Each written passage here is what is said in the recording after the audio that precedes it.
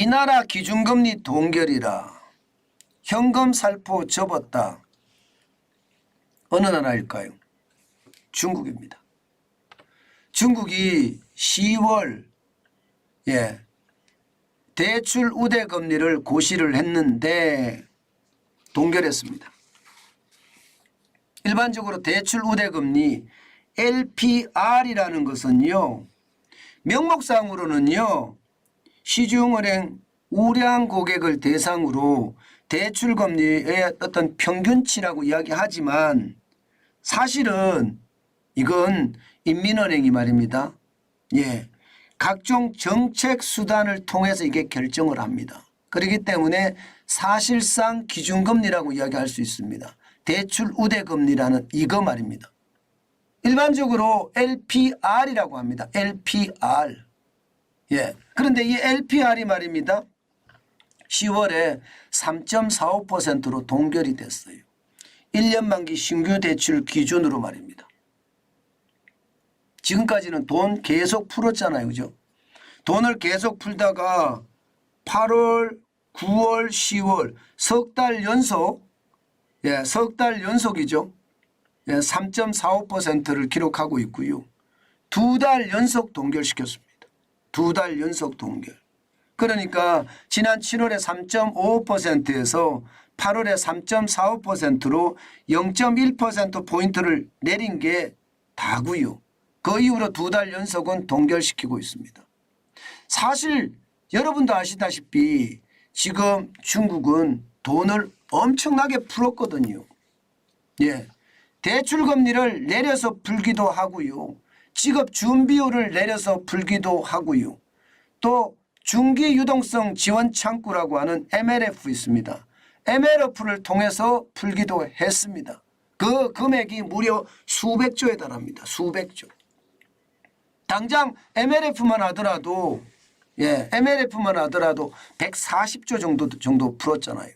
여기에다가 직업준비율을 낮추면서 거의 90조 이상을 풀었고요. 게다가 대출금리를 내리면서 또 많은 돈을 풀었단 말입니다. 오죽했으면 중국의 지방관리들에게 무조건 대출받게 해라. 대출을 무조건 늘려라. 이런 명령 아닌 명령도 내렸다고 하니까 현금 살포가 어느 정도였는지 가히 짐작이 될 겁니다. 그런데 2달 연속 지금 기준금리를 동결했다. 5년 만기 기준금리도 6월에 4.20%에서 지금 10월까지 7월, 8월, 9월, 10월 4개월 연속 동결시키고 있습니다. 왜일까요? 간단합니다. 돈을 많이 풀었더니 경제가 올라갔어요. 3분기에 최악의 전망이 나올 거다. 3%대 전망을 하는 사람들도 있었습니다. 중국의 경제 성장률이. 그런데 4.9%를 기록을 했습니다. 시장의 전망치 4.4%보다도 훨씬 높았습니다. 2월에 6.3%를 기록하고 2분기에 6.3%를 기록하고 3분기에 적어도 말입니다. 3.9%대까지 떨어질 거라고 예상을 했는데 4.9%까지 성장을 했어요. 그러니까 돈 푸는 게 성공을 했다. 기다려보자. 이런 생각이 굉장히 많이 강했지 않을까요? 저는 그렇게 생각합니다. 자칫 잘못하다가는 돈을 또 너무 많이 풀어서 인플레이션을 유발하면 시장이 이게 찬물에서 뜨거운 물로 냉탕 온탕을 왔다 갔다 하는 모양새가 되니까 경제가 굉장히 흔들릴 수 있거든요. 바로 이것을 방지하자는 차원이 아니었을까 그렇게 예상이 되고요. 또 하나 말입니다. 또 하나 가장 중요한 걸지도 모릅니다. 동결시킨 가장 중요한 요소. 지금 위안 달러 환율이 보시는 것처럼 7월 18일 현재도 7.3036 위안을 기록하고 있습니다. 달러당. 달러당 7.3036 위안이에요. 지난 9월 8일에는요. 7.3430 위안이었고요. 그만큼 말입니다. 달러에 대한 위안화의 가치가 굉장히 많이 떨어지고 있고요. 현재는요. 다시 말입니다. 이게 7.32까지 또 올라가고 있습니다. 7.32까지. 이것은 어째 보면 말입니다. 우리하고 똑같은 현상이 되고 있는 거예요. 무슨 말이냐. 금리가 미국의 기준금리는 얼마입니까?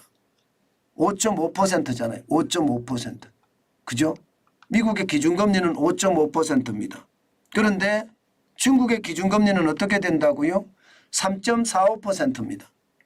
예. 금리 차가 꽤 많이 나죠. 2% 이상이 나잖아요. 2.05% 차이가 납니다. 이것은요, 중국에서 외국인들이 빠질 수 있는 그런 신호가 될 수도 있고 실제로도 많이 빠지기 때문에 지금 중국은 오히려 말입니다. 외국인 자금이 이탈할까 금리를 동결시켰다. 이렇게 보는 시각도 있습니다. 그만큼 말입니다. 중국의 외국인 자금 이탈이 심각하다는 뜻이고요. 내수는 이만하면 됐으니 이제는 뭔가 자리를 잡아가니 외국인 이탈을부터 먼저 막아야 되겠다 하는 그런 총체적인 생각이 더 커진 것은 아닌가. 시장은 그렇게 분석하고 있습니다. 그렇지만 중요한 것은요. 미중 충돌이 지금처럼 계속되고 있는 상황에서 지금 위안화가 포치를 계속 넘어서 뭐 포파까지도 갈 수 있다는 그런 전망이 나오고 있는 상태인데 금방 좋아질 리는 없을 거라고 봅니다. 오히려 말입니다.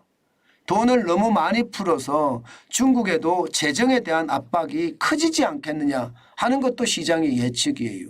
그렇기 때문에 지금 전체 세계적인 상황을 보면 말입니다. 미국도 돈을 많이 풀어서 부채 주도 성장이고요. 지금 중국도 돈을 많이 풀어서 부채 주도 성장을 또 이끌려고 해요. 만약에 부동산이 안 살아나잖아요. 그러면 중국은 굉장히 아픈 최악의 위기를 맞을 수도 있다. 저는 그렇게 생각합니다. 미중 충돌이 그만큼 독하고요. 앞으로 계속 영향을 발휘할 테니까 중국에 대한 투자는요. 항상 여러분 또 조심하는 거 잊지 마시고요. 자칫 잘못 투자했다가는 큰 코 다친다. 그 말씀 다시 한번 드립니다. 많은 기업인들이 정관전 TV를 보시는 거 알고 있습니다. 그런데 전체 큰 그림을 보면 중국은 당분간 어쨌거나 내수를 살리려고 돈을 뿌릴 거예요. 그런데 그 뿌림이 이게 효과가 없을 수도 있다는 것 반드시 아셔야 되고요. 특히 말입니다. 특히 중국이 단체 관광을 대한민국에 풀었잖아요. 그런데 진짜 놀라운 지표가 하나 나왔습니다. 코로나19 이전에 왔던 단체 관광객보다가 이번 말입니다. 추석 연휴 중국에는 뭐 국경절 연휴라고 해요. 이 연휴에 찾아왔던 관광객은요. 60% 수준이라고 합니다. 2019년 대비 60% 수준. 100%가 넘지도 못했다는 뜻이에요. 코로나19의 이후 2020년, 2021년, 2022년보다는 많지만 2019년하고 비하면 61% 수준이라고 합니다. 이것은 어째 보면 말입니다. 중국 사람이 돈을 안 쓴다는 이야기예요. 해외여행 갈 돈도 아낀다는 이야기예요. 이것은 중국 경제 전체가 아직까지는 쉽지 않은 상황이다. 좀 더 지켜보자. 중국은 수치를 통제 많이 하기 때문에 이 통제가 사실 어디까지인지 모르기 때문에 불안은 합니다. 중요한 것은요. 중국 경제에 자칫 잘못 투자했다가는 그야말로 내 자산까지도 다 날아가는 그런 최악의 상태를 맞을 수 있다. 그 생각을 가지고 시장에 대응했으면 좋겠습니다.